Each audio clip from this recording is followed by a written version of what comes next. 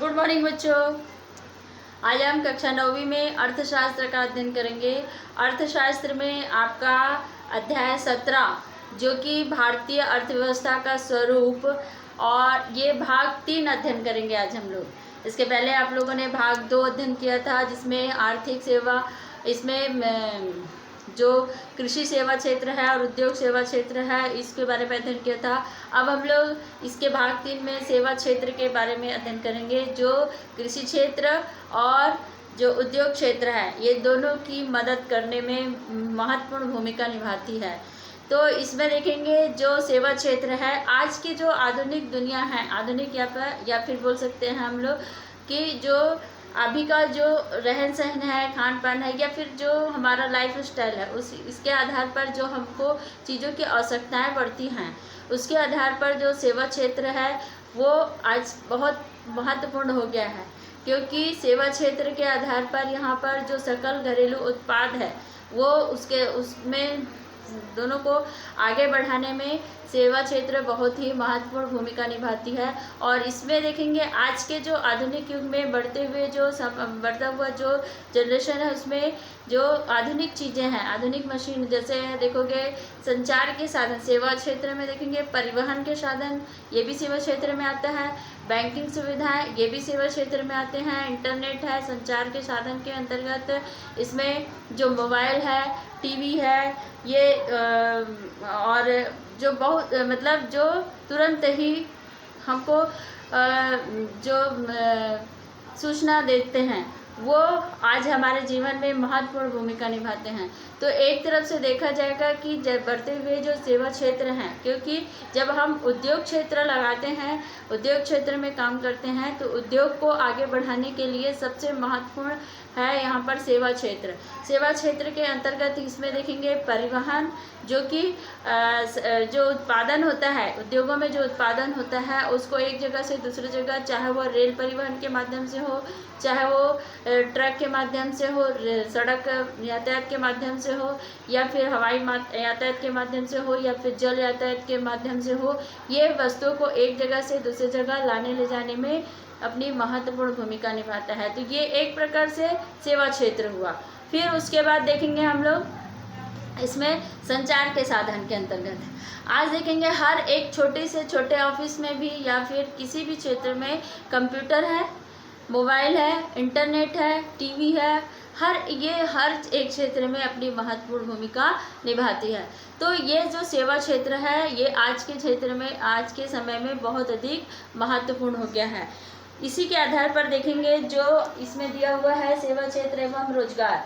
सेवा क्षेत्र एवं रोजगार किस प्रकार से होता है? सेवा क्षेत्र मतलब ये होता है कि परिवहन के साथ, मतलब सेवा क्षेत्र जो सेवा प्रदान करता है। वैसे तो अर्थशास्त्र में आपको सेवा क्षेत्र के माध्यम से पढ़ाई थी मैं उस समय कि सेवा क्षेत्र 2 प्रकार से करते हैं, एक निस्वार्थ भावना से और एक जो आर्थिक लाभ कमाने के उद्देश्य से। तो हम लोग इसमें जो सेवा क्षेत्र है वो आर्थिक रूप से लाभ कमाने के उद्देश्य से सेवा प्रदान करता है, जैसे घर पहुंच सेवा है ना। और उसी के आधार पर देखेंगे उद्योगों में जो वस्तुओं का उत्पादन करते हैं, तो जैसे जैसे सेवा क्षेत्र को ज़्यादा प्रोत्साहन मिलेगा वैसे वैसे रोजगार को भी प्रोत्साहन मिलेगा। क्योंकि उत्पादन बहुत अधिक बढ़ेगा तो उसमें श्रमिकों को रोजगार मिलेगा, और उसमें सेवा क्षेत्र शामिल होगा तो उसमें लोगों को रोजगार मिलेगा। तो यहाँ पर रोजगार के साधन भी उपलब्ध होंगे, जिसमें बहुत अधिक सेवा क्षेत्र का बहुत अधिक महत्व रहेगा। तो इसमें देखेंगे सेवा क्षेत्र अपनी महत्वपूर्ण भूमिका निभाती है। दूसरा बात है इसमें देखेंगे कि सेवा क्षेत्र एवं उसके जो उप क्षेत्र है, सेवा क्षेत्र और उसके उप क्षेत्र कौन कौन से हैं, जिसमें देखेंगे उसके उप क्षेत्र जो उसके अंडर में काम करते हैं, उप क्षेत्र उसी को कहा जाता है सेवा क्षेत्र के अंतर्गत। जो परिवहन के साधन में है, ट्रक है, जीप है, कार है, ये और जो रेलयान है, रेल यातायात है, ये सारी चीज़ें से जो उसके उप क्षेत्र कहलाते हैं, और उप क्षेत्र के अंतर्गत हम उसका उपयोग कर हम अपनी आवश्यकताओं को पूरा करते हैं। तो इसी के माध्यम से देखेंगे इसमें जो दिया हुआ है सेवा क्षेत्र और उप क्षेत्र में किस प्रकार से बताया है कि इसमें सेवा क्षेत्र उप क्षेत्र में यहाँ पर देखेंगे जैसे व्यापार में, होटल में, रेस्टोरेंट में, परिवहन में और भंडारण में, ये जो संचार के साधन हैं ये सारी चीज़ें सेवा क्षेत्र के अंतर्गत आता है। और इसी में देखेंगे जो घरेलू उत्पाद है, घरेलू उत्पाद के अंतर्गत रोजगार के जो में व्यापार और होटल है और रेस्टोरेंट है, परिवहन तथा भंडारण और यहाँ पर संचार के जो साधन हैं ये सबसे महत्वपूर्ण होते हैं। इसके लिए इसके अंतर्गत यहाँ किसी भी वस्तु एवं उसके क्रय विक्रय करके, जैसे कपड़ा खरीदी तथा बिक्री और उसमें जो इससे संबंधित वस्तुओं का जो वस्तुओं का विक्रय किया जाता है, विक्रय ठहराने के लिए यहाँ पर इन चीज़ों की आवश्यकता पड़ती है। और इसी में देखेंगे परिवहन, भंडारण और इसमें जो संचार के साधन, संचार से सेवा प्रदान करते हैं। और इसमें इसी के आधार पर इसके परिणाम स्वरूप इसके अंतर्गत यहाँ पर जो वायु है, रेल है, सड़क है और जलयान परिवहन है सम्मिलित होते हैं। इसमें किसी भी वस्तु का इसमें व्यक्ति को एक स्थान से दूसरे स्थान लाने ले जाने का काम किया जाता है, जो परिवहन का साधन है। जैसे व्यापार के माध्यम से हम लोग क्या करते हैं, किसी व्यापार में हम वस्तुओं का क्रय विक्रय करते हैं। वस्तु का क्रय विक्रय कैसे कि हम एक वस्तु को लेते हैं, उसके बदले में हम मुद्रा देते हैं। तो जिस प्रकार से इसमें उदाहरण दिया है, जैसे वस्त्रों का क्रय विक्रय, ये एक प्रकार से व्यापार करना हुआ, ये भी एक सेवा प्रदान करना होता है। आपके पास अगर पैसा है किंतु वस्तु आपको बाज़ार में नहीं मिलती तो वो पैसा किसी काम का नहीं होता। इसलिए जो बाज़ार में बेचने वाले लोग रहते हैं उन लोग भी हमको सेवा प्रदान करते हैं। ये उसका उप क्षेत्र कहलाता है, सेवा क्षेत्र का उप क्षेत्र। उसी प्रकार से परिवहन है, जो परिवहन के जो साधन है वो हमारे लिए बहुत अधिक उपयोगी हैं। चाहे वो कारखाने में उत्पादित वस्तुओं को एक जगह से दूसरी जगह लाने ले जाने में हो, चाहे हमको एक जगह से दूसरी जगह लाने ले जाने में हो, चाहे किसी भी चीज़ को वो एक स्थान से दूसरे स्थान तक पहुंचाने में हमारी मदद करता है। तो ये एक प्रकार से हमको सेवा प्रदान करता है।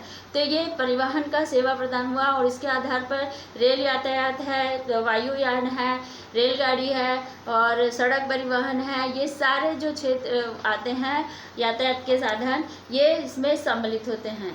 अब उसके बाद देखेंगे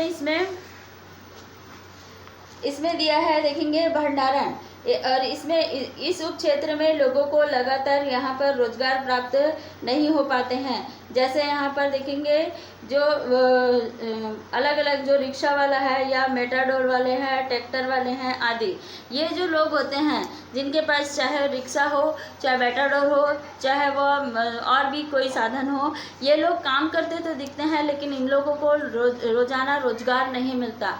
रोजाना इनको सामान एक जगह से दूसरी जगह लाने ले जाने का साधन नहीं मिल पाता है, इसलिए इनकी आवक कम होती है। तो ये सेवा क्षेत्र सेवा प्रदान करते भी हैं लेकिन इनके पास साधन होते हुए भी इनको रोजगार किसी दिन नहीं मिल पाता है।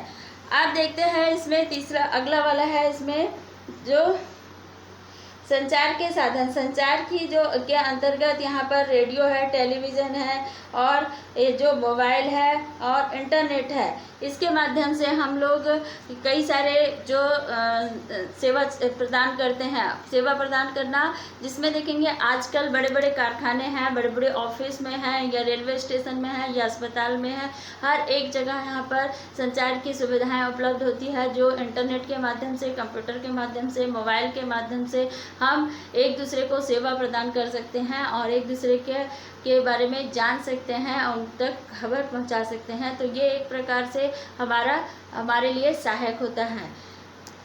इसके बाद है यहाँ पर देखेंगे जो उदाहरण के लिए जो गांव में दुकानदार अपने जो कारोबार को मोबाइल के माध्यम से ही क्या करता है, वो करता है। आजकल देखेंगे जो किसी भी कारोबार में संचार के साधन के माध्यम के अंतर्गत यहाँ पर किसी भी कारोबार में यहाँ पर दुकानदार हो चाहे बड़ा व्यापारी हो, वो आजकल मोबाइल के माध्यम से ही क्या करता है, वस्तुओं का क्रय विक्रय करता है। और वह एक सुविधाजनक जो है उसको न तो एक जगह से आने जाने की परेशानी होती है और न ही वो एक स्थान पर बैठे बैठे ही वो सारा बिजनेस या सारा व्यापार कर सकता है। तो एक तरफ से देखा जाएगा, चाहे वह व्यापार के क्षेत्र में हो, चाहे वह होटल के क्षेत्र में हो, चाहे वह दुकान हो, परिवहन के क्षेत्र में हो, तो ये सारी चीज़ें हमको सुविधाएं प्रदान करती हैं किसी न किसी तरह से। तो ये एक प्रकार से सेवा क्षेत्र के अंतर्गत आता है।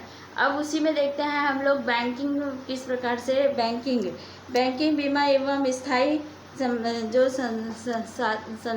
साधन है उसके बारे में पढ़ेंगे कि व्यापार करने के माध्यम से हमको बैंकिंग बीमा एक सुविधाएं प्राप्त होती है, जिससे सकल घरेलू उत्पाद के साथ साथ ये सुविधाएं को भी बढ़ावा मिला है, जिसमें व्यापार में हम लोग बैंकिंग व्यवस्था, वाणिज्य व्यवस्था के अंतर्गत यहाँ पर बैंकिंग व्यवस्था, बीमा व्यवस्था का वो करते हैं, जिसमें व्यापार करने के लिए हमको या फिर बड़े बड़े कारखाने लगाने के लिए सरकार की तरफ से हमको अनुदान प्राप्त होता है, जिसकी सुविधा से हम लोग क्या कर सकते हैं, आसानी से व्यापार कर सकते हैं।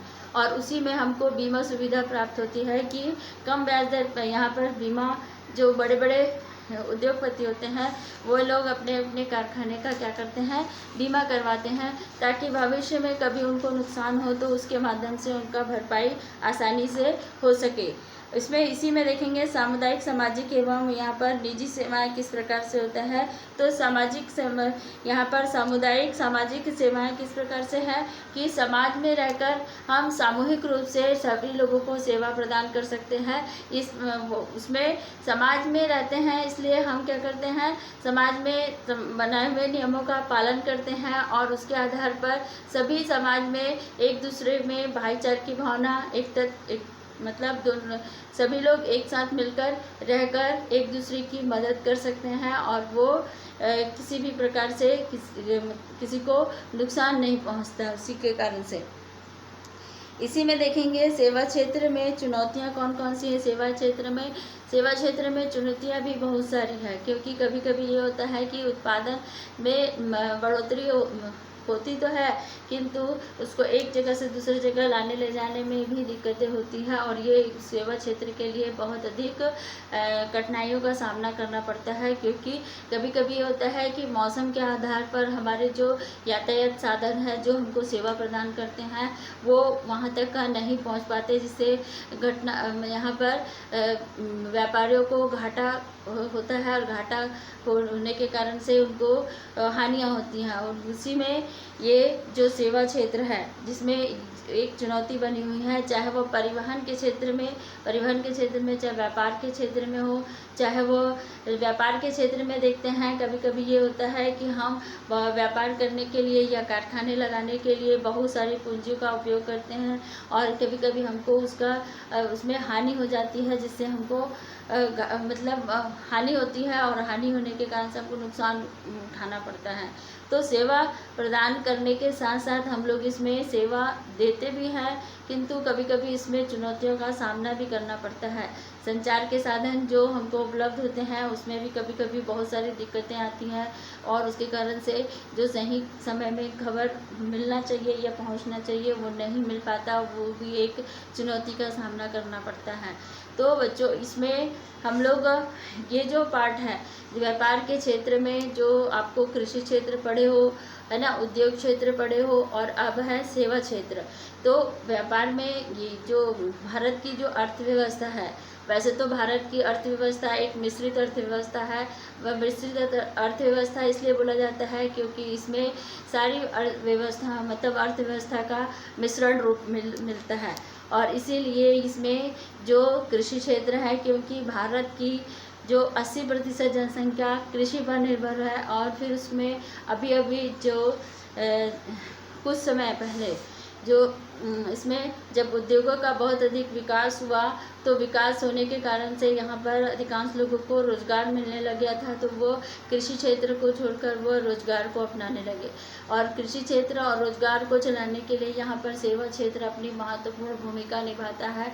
ये सेवा क्षेत्र अगर नहीं होगा तो कृषि क्षेत्र और जो उद्योग क्षेत्र है उसका कोई भी लाभ नहीं होगा, इसका कोई भी महत्व नहीं है।